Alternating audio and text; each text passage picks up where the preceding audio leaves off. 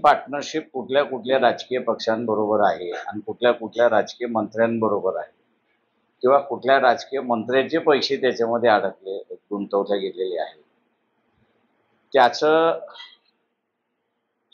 त्यांनी चौकशी करावी आणि त्याची चौकशी करून त्याच्यापैकी कोणी फोन केला हा असताना पोलिसाला विचारावं त्या ठिकाणी. दुसरं आहे त्या ठिकाणी की ऍक्सिडेंट ह्या वाढत चाललेल्या आहेत,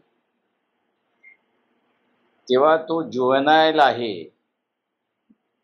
म्हणून त्यांना असणारा कमी सजा असा जो आता नियम आलेला आहे तो नियम माझ्या अंदाजानं शिथिल केला पाहिजे कार ऍक्सिडेंटसाठी.